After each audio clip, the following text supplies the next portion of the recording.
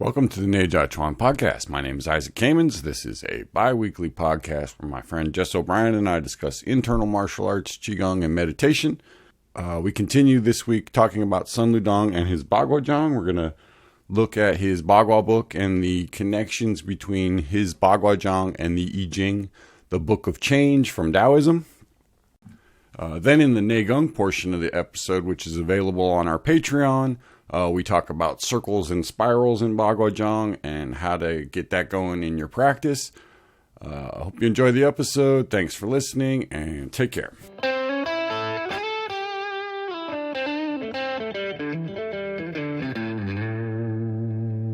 Welcome to the Neijiaquan podcast with Isaac and Jess.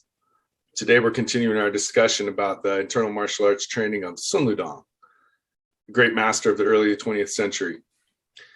And now we're moving more into talking about Bagua. After a lot of Xingyi earlier in the season, we figured now is the time to get more into the Bagua, particularly as it concerns the Book of Changes and the 8 trigrams, which is this sort of more mystical side of Bagua that connects with internal alchemy and meditation.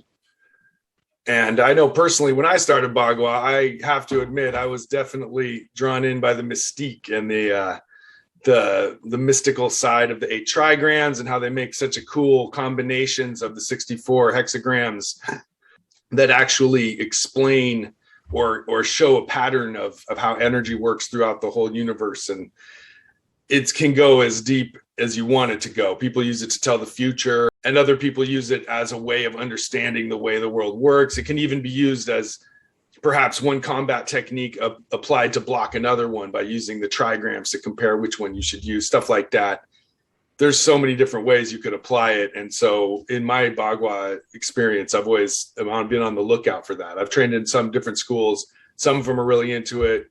Most of them aren't that into it, but they kind of think it's cool. And then the training we've done together is the one where it's been the biggest and sort of the strongest connection to I Ching, because the way Bruce teaches, it's definitely the 8 trigrams as energies is one of the things that's emphasized. Yeah, Bagua can be approached from several different angles. You can look at it as a guide. The I Ching stuff is a guide for the movements, right? So you just have it as a list, and they're really just like groupings, and they don't have that much to do with the I Ching other than the names. Like a way to think patterns of the movements are all linked, exactly, just be by the names. Sort of other ones do it through animals, right? They'll have animal systems, and the one that we do is an I Ching system. Bagua is usually broken into 2 groups. You have pre-heaven Bagua and you have post-heaven Bagua. The pre-heaven Bagua is the stuff that's generally done around the circle that's based on the 8 trigrams. The post-heaven stuff is generally done in straight lines and has more of the fighting angles and technical stuff. And it's more the bodyguard, way you would teach it just to get training curriculum. Yeah, it's the way you would teach it just for fighting, more like Xingyi or something. And then there's the more complete sort of spiritual, quote unquote, side of Bagua. So going to what we're going to be talking about is how certain schools in Bagua, Sun Lutang's being one of them, really emphasize this connection between Bagua Zhang, the martial art, and Bagua, the theory in the I Ching, right? This theory of 8 forces that then change and create 64 different changes, which are just sort of a guideline for how situations unfold in the quote unquote real world, right? So what the martial art of Bagua Zhang did is it took these 64 changes and it used them as a structure for 64 techniques, right? Or 8 trigrams with 8 variations of each trigram. The more modern approach is you generally will have something like 8 or 10 palm changes that are your sort of mother system, right? They're your mother palms, which are where everything kind of develops out of that. And then there are more complicated sets that are built off of that. So when you start talking about the I Ching as a method of qi development or meditation, you're getting into a very different kind of conversation than when you're talking about it as a framework for martial application, right? And the framework for martial application is one of those things similar to the 5 elements in Xing Yi, where you're essentially looking at it as like mathematical formulas for movement, right? That if they punch high, I do this. If they punch low, I do that. If there's 2 people and I, blah, blah, blah, fill in the blanks, right? So it's giving you sort of a framework of how to move in relation to the other person or the other force, right? So when you're working on it from that level, the first thing you're trying to develop is the 8 core energies of Bagua Zhang, which can manifest, is the term they like to use, in different ways. So you end up getting 8 different qualities of movement through these different forces, right? So each of the trigrams represents a different kind of physical force.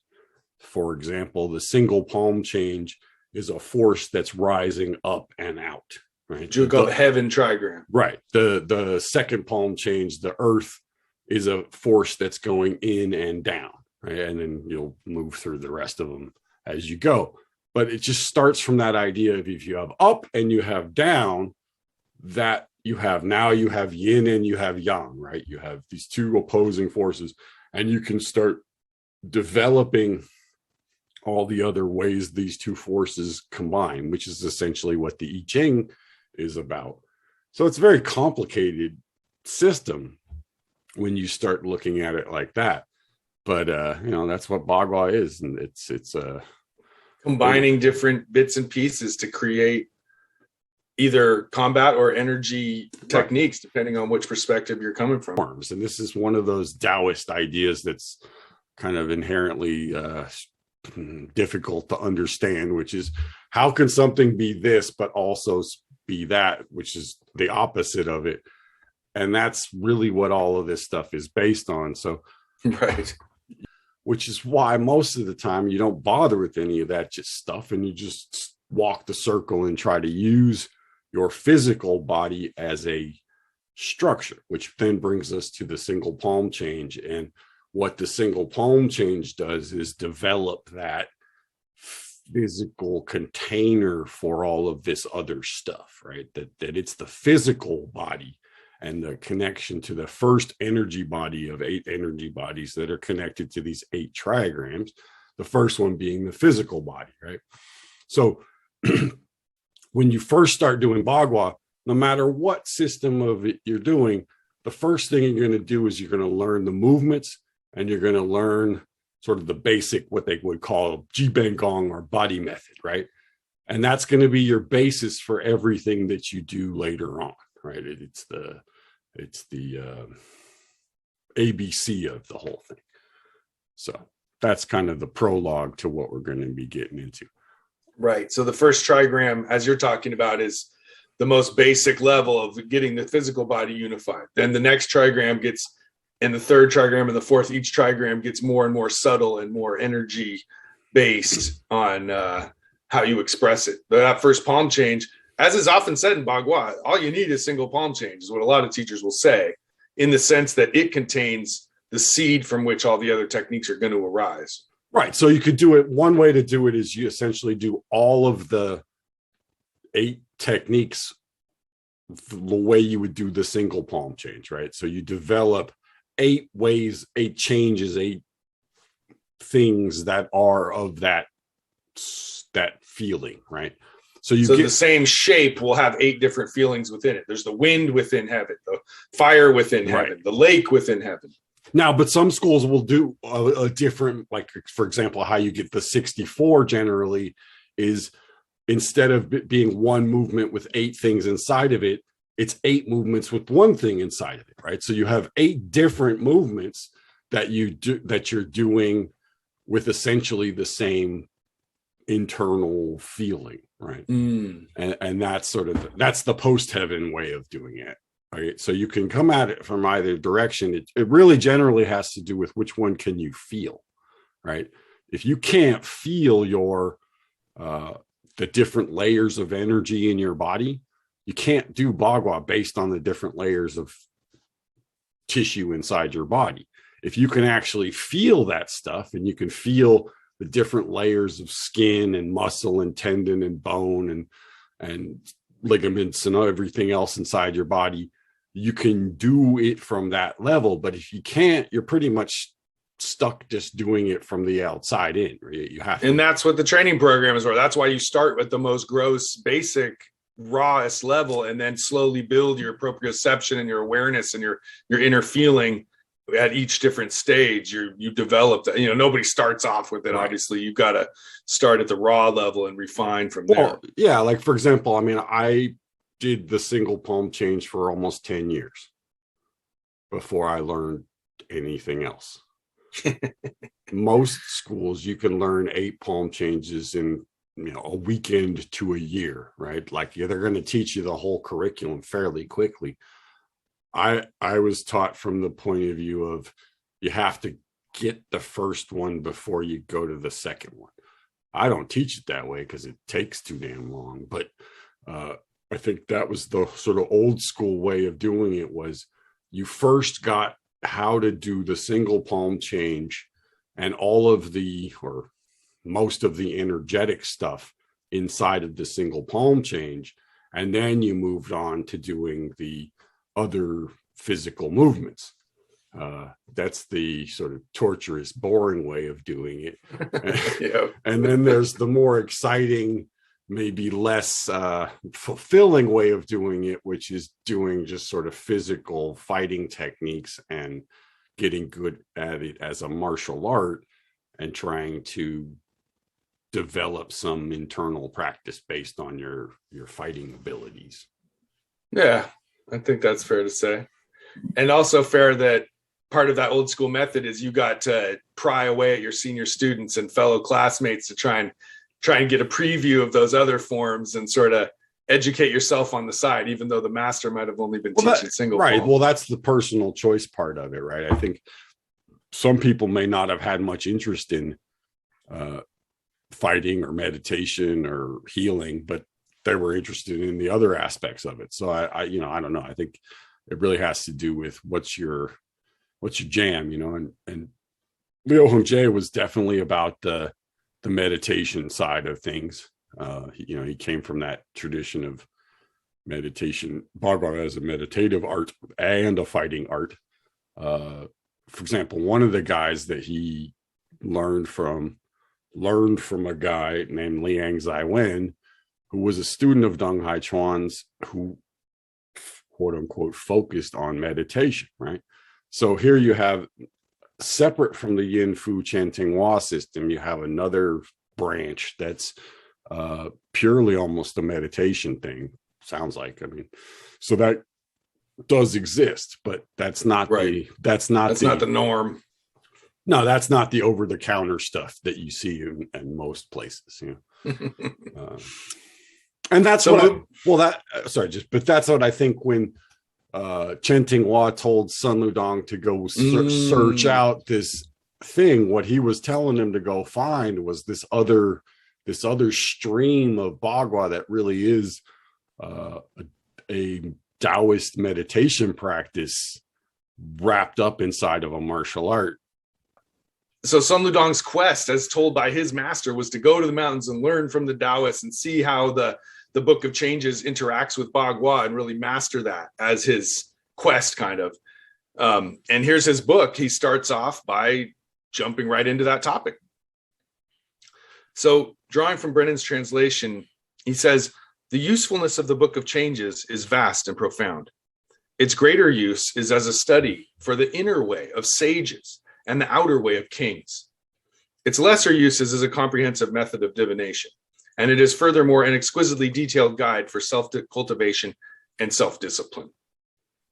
So he touches a couple different things about this is an inner way of sages, self-cultivation, self-discipline are all to be found in this Book of Changes.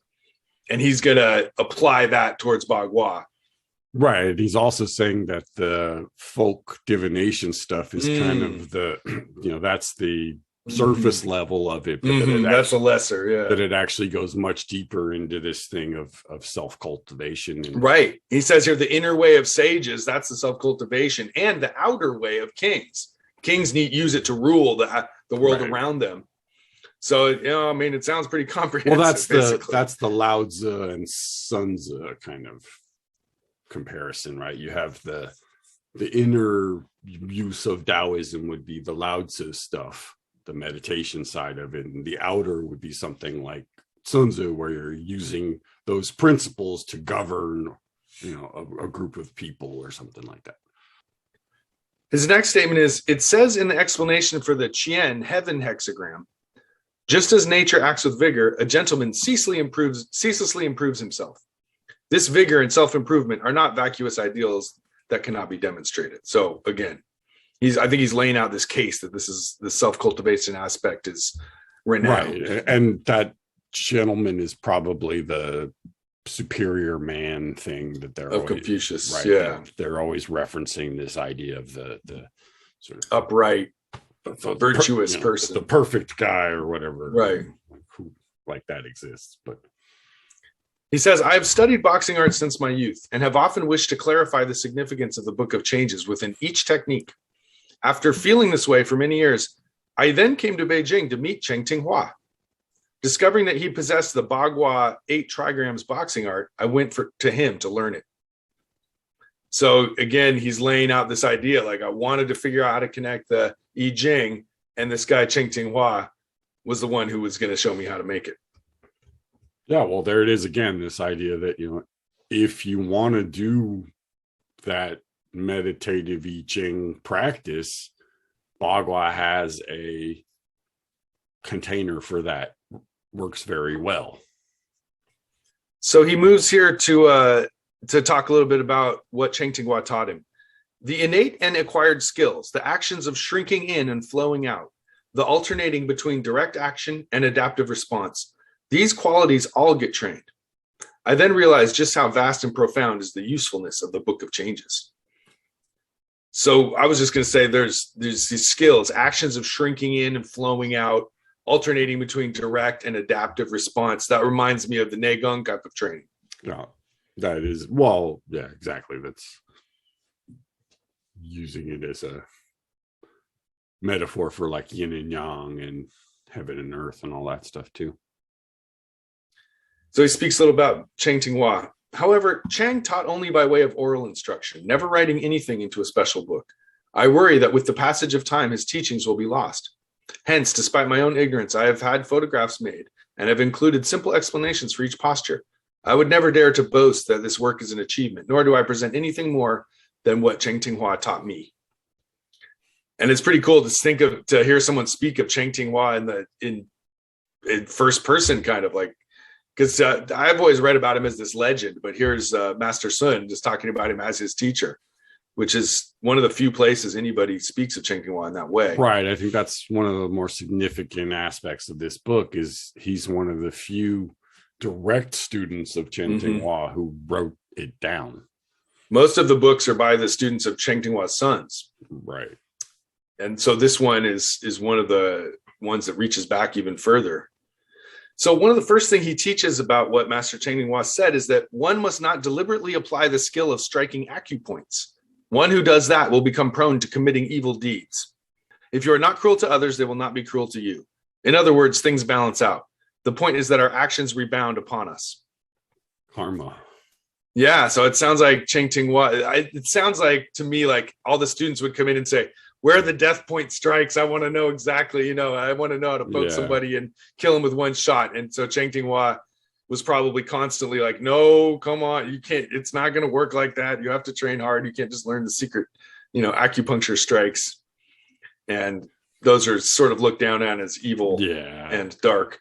Well, and more, I think what he's talking about is, or as much what he's talking about is the karma that you get. If what you're doing is going around hurting people, disabling people unnecessarily, there's a certain karma that comes back on you for that.